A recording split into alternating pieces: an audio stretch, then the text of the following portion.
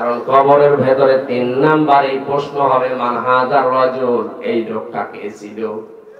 তার আদর্শ যদি দুনিয়ায় আপনি না মেনে চলেন, মরণের পরে দেখে বলবেন লা আদরি, আমি এর চিনি না, আমি জানি না। জোরে বলেন নাউজুবিল্লাহ। 3 নাম্বারে সাইয়্যিদুল কাউনাইন, তিনি শুধু এই জগতের না, উভয় জগতের মানুষ আর জিন যত সৃষ্টি আল্লাহ পাঠিয়েছেন সবার জন্যই ছিলেন আদর্শ। 4 নাম্বারে শুধুমাত্র মানুষের না, মানুষের ভেতরে দামি মানুষ যারা নবী এবং রাসূল, তাদেরও জন্য আমার নবী ছিলেন আদর্শ। জোরে বলেন আল্লাহু আকবার। এজন্য ইয়াসিন সূরাটা একবার পড়লে 10 খতম করার সওয়াব হয়, অবশ্যই হয়। এখানে 86টা আয়াত আছে। আমি প্রায় 75টা বিষয় এই সূরার ভেতরে আলোচনায় পেয়েছি। সারা জীবনে যারা এই 75টা বিষয় বাস্তবে প্র্যাকটিক্যাল লাইফে আমল করতে পারবে, তারাই কোরআনে কারিমের এই সূরা ইয়াসিন থেকে যেটা আল্লাহ দিতে চান ওইটা পাবে।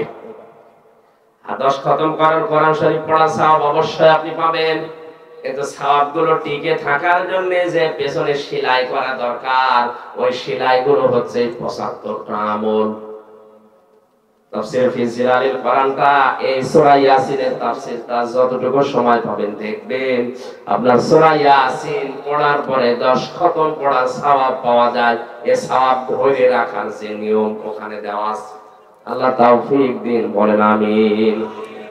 সূরা জুমা 10 নম্বর আয়াতটা আমরা পড়েছি, তাফসীর আকারে কথা বলার জন্য তৌফিক কামনা করছি আল্লাহর। জবান খুলে বলেন আউযু বিল্লাহি মিনাশ শাইতানির রাজিম, বিসমিল্লাহির রহমানির রহিম। ফাইদা কুদিয়াতিস সালাতু ফান্তাশিরু ফিল আরদি ওয়াবতাগু মিন ফাদলিল্লাহ ওয়াযকুরুল্লাহা কাসীরান লাআল্লাকুম তুফলিহুন। আল্লাহ পাক বলেন, যখন নামাজ শেষ হয়ে যাবে, জমিনে ছড়িয়ে পড়ো, ছিটিয়ে পড়ো, আল্লাহর অনুগ্রহ তালাশ করো। আযকুরুল্লাহা কাসীরা, বাস্তবে কর্মজীবনে আল্লাহর অনুগ্রহ তালাশ করতে গিয়ে আল্লাহকে ভুলে যেও না, স্মরণ করো তাও বেশি পরিমাণে। আযকুরুল্লাহা কালিলান, আল্লাহ দেন নিজে অল্প কিছু সময় স্মরণ করলেই হবে। কাসির না, এবার কাসির আছে। আল্লাহ নামাজের আগে কিন্তু আযকুরুল্লাহ দেননি, যে নামাজ পড়তে যাওয়ার আগে আল্লাহকে স্মরণ করো, এই আয়াতে কথা নেই। কর্মজীবনে, প্র্যাকটিক্যাল লাইফে, বাস্তব জীবনে গিয়ে আল্লাহকে স্মরণ করো, তা অল্প স্বল্প নয়, বেশি পরিমাণে। এই দুইটা আদেশ যদি আমার বান্দারা মেনে নিতে পারে, লাআল্লাকুম তুফলিহুন, আমি আল্লাহ পাক বলে দিলাম, আশা করা যায় তারা সফল হবে। জোরে বলেন সুবহানাল্লাহ। আয়াতের কথা কয়টা? দুইটা। বলেন বলেন। 1 নম্বরে নামাজ, 1 নম্বরে কি? সুতরাং নামাজের সময় যখন হয়ে যাবে, প্রথমে যেহেতু কুদিয়াতিস সালাত আছে, দুনিয়ায় যত গুরুত্বপূর্ণ কাজ থাক না কেন, সব কাজ আমরা মুসলিম, আমাদের জন্য বাতিল। আগে নামাজ। এই কথা বলে না কেন? এই জন্য আজকের আলোচনার বিষয় বললাম নামাজের সময় নামাজ, কাজের সময় কাজ। অন্যান্য জাতির কথা আমরা বাদ দিলাম। 96% মুসলমান যেহেতু আমরা দেশে আছি, নামাজের সময় যখনই হয়ে যাবে, যত বড় গুরুত্বপূর্ণ সময় থাক, ফরজ নামাজ আমরা বাদ দেব না। রাজি আছেন আপনারা? কারণ কোন মানুষ যদি নামাজ বাদ দিয়ে দেয়, আল্লাহ তার দায়িত্ব ছেড়ে দেয়। মহান আল্লাহ যদি কারো দায়িত্ব ছেড়ে দেয়, ওই লোকটা 1 সেকেন্ড নিরাপত্তা নিয়ে বেঁচে থাকা সম্ভব না। এই যে শরীরের ভেতরে যে রক্তগুলো প্রবাহিত হচ্ছে, এই সমস্ত কোষের ভেতরে 5 প্রকার ক্যান্সার বিজ্ঞান এখন বলছে হতে পারে। আল্লাহ না করো, আল্লাহ পাক যদি কারো দায়িত্ব ছেড়ে দেয়, কারোর যদি 1 প্রকার ক্যান্সার রক্তে ধরা পড়ে, 14 বংশ বিক্রি করে একটা ঔষধে পোষাবে না। তামিলনাড়ুতে আমি 1 মাস 23 দিন ছিলাম। আমার ছোট্ট মেয়েটাকে নিয়ে যখন ছিলাম, দেখি একটা লোক বাড়ি সিলেটে ডাক দিয়ে বলছে, ভাই আজকে আমার রিপোর্ট দিয়েছে ডাক্তার, আমার ক্যান্সার ধরা পড়েছে রক্তে, দোয়া করেন আমি যেন ঈমান নিয়ে মরতে পারি। কি হয়েছিল? প্রথমে বলে পায়ের নিচে আমার একটা ফুসকুড়ি দেখা দিয়েছিল, মনে করলাম এমনি এমনি ভালো হয়ে যাবে।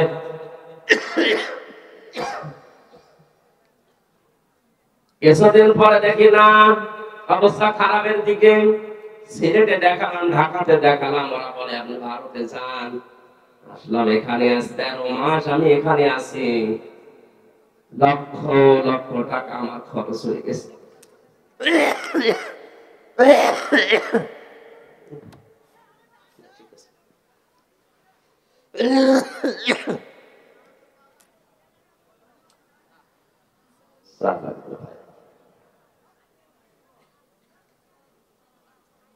আজকে ডাক্তার রিপোর্ট দিয়েছে রক্তের ভেতরে মানুষের 5 প্রকারের ক্যান্সার হয়, তার ভেতরে আমার নাকি 1 প্রকার হয়েছে। আমার মুসলমান ভাইরা, এই জন্য আল্লাহ যদি কারো দায়িত্ব ছেড়ে দেয়, ওর দায়িত্ব নেওয়ার মতো দুনিয়া আসমানে আর কেউ নেই।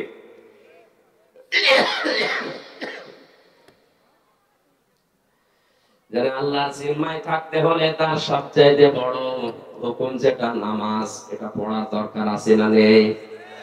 দুনিয়ার অনেক কিছু আছে, এর ভেতরে আখিরাতে তো আছে। পৃথিবীতে কোন মানুষ যদি 5 ওয়াক্ত নামাজ আদায় করার আগে ওযু করে, মহান আল্লাহ তাকে অনেক রোগ সব থেকে বাঁচিয়ে রাখে। জোরে বলেন সুবহানাল্লাহ। যে যেই কর্মজীবনে আছেন, আজকে থেকে সিদ্ধান্ত নিয়ে যাবেন, জীবনে আজরাইল আসার আগে আমি মুসলিম, আমি ফরজ নামাজ ছেড়ে দেব না। এটা তো আপনি আজ 10-20 বছর একাধারে শুনছেন। হযরত আব্দুল্লাহ আনসারীর জীবনী পড়েছিলাম, তিনি মাত্র 1 বার শুনেছিলেন এই ফরজ নামাজের গুরুত্ব। পরিবারস্থ লোকদেরকে গর্তের ভেতরে রেখে হলেও তিনি নামাজে আসতেন।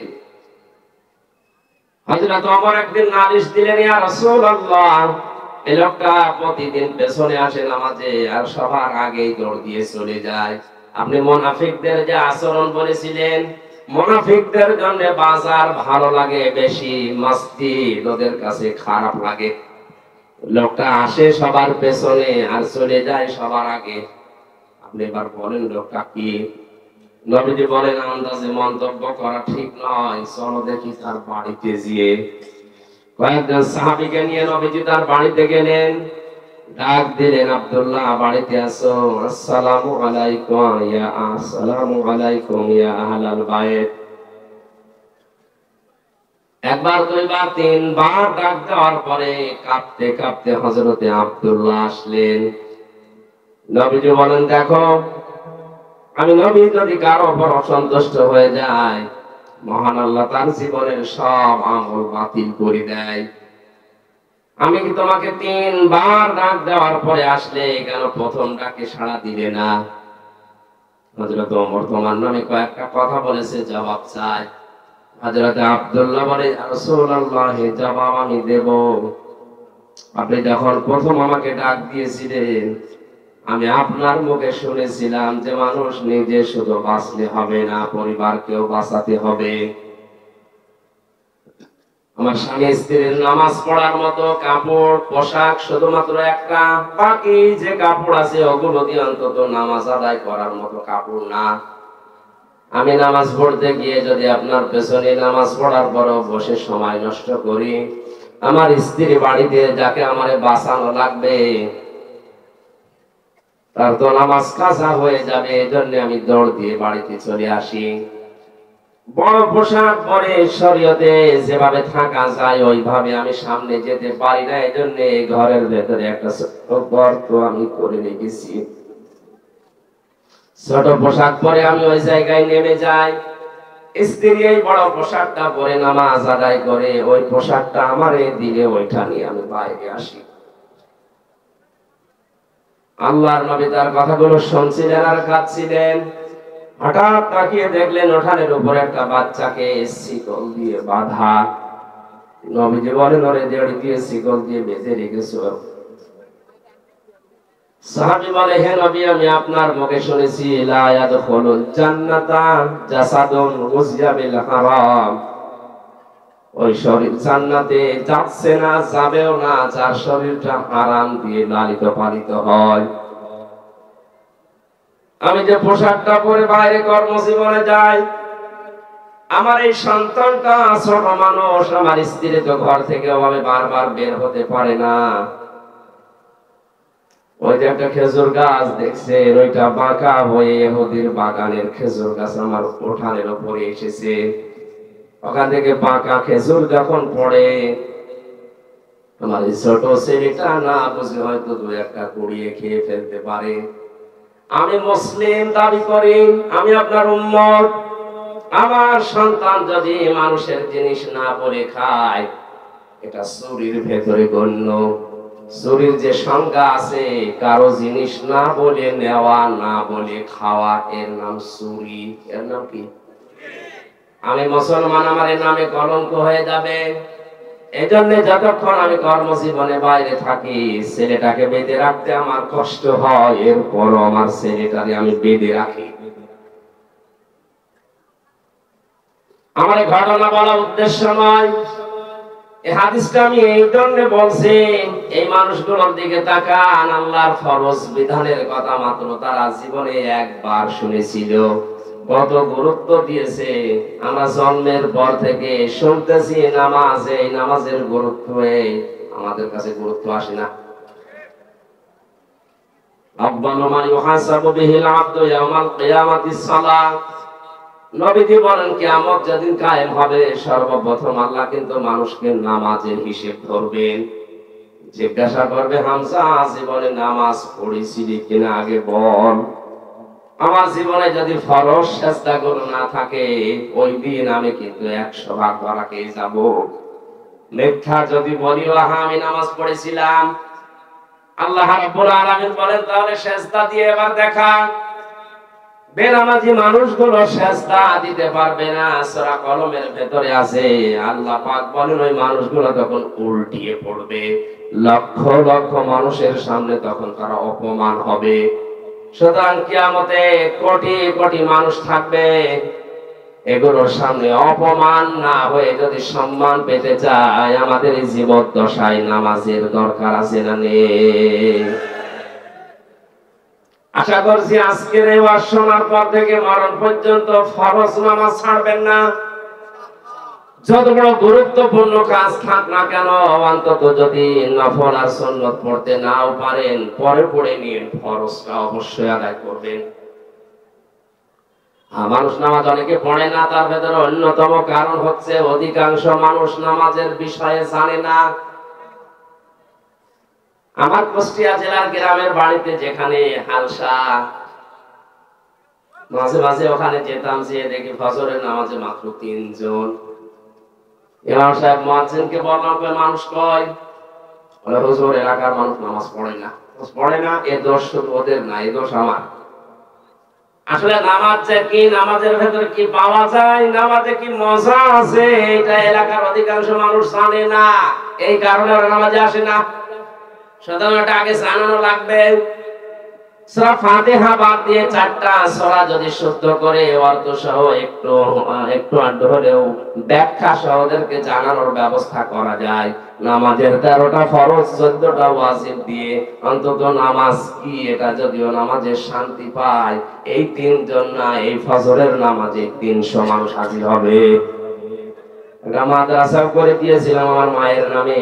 একটা বছর পরে দেখি নামাজি প্রায় 5 থেকে 6 কাতার এখন প্রায় নামাজি হয়ে গেছে। মানুষ তো তারাই ছিল, শুধুমাত্র কোরআনে কারীম জানার ব্যবস্থা করে, বোঝার ব্যবস্থা করে দেওয়ার কারণে এখন তারা নামাজে মজা পেয়েছে, পিটালেও এখন তারা নামাজ পড়বে না।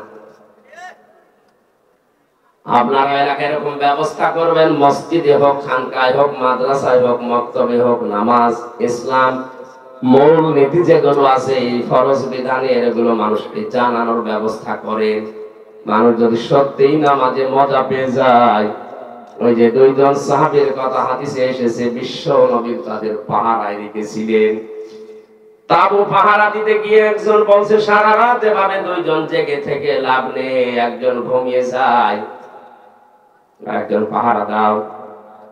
সাহাবী চিন্তা করছে যখন ঘুমিয়ে গেছে, আমি সময়টা নষ্ট না করে নামাজে দাঁড়িয়ে কাটাই, কারণ এমনি এমনি কোরআন পড়লে সওয়াব হবে 10টা করে নেকি হবে, আর নামাজে দাঁড়িয়ে তেলাওয়াত করলে 70টা নেকি হবে।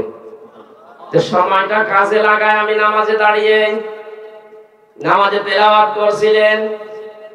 দুশমন এসে দেখে কালো একটা পিলারের মতো কি যেন দাঁড়িয়ে আছে, অন্ধকারে মানুষ না পিলার বুঝতে পারার জন্য তীর নিক্ষেপ করেছে।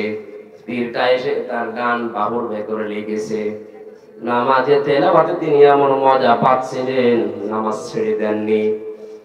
বাম হাতের ভেতরে আরেকটা লেগেছে।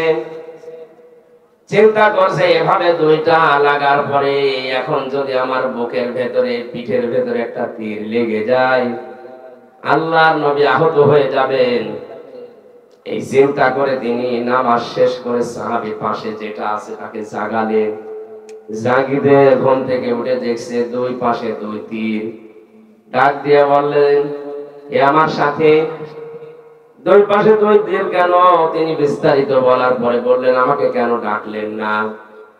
সাহাবী বলে, আল্লাহর বান্দা, আমি নামাজে দাঁড়িয়ে আমার আল্লাহর সাথে কথা হচ্ছিল, এত বেশি মজা পাচ্ছিলাম এই নফল নামাজটাতে, প্রথম তীরটা লাগার পরে আমি খেয়াল করি নাই, দ্বিতীয় তীরটা লাগার পরেও আমি খেয়াল করছিলাম না।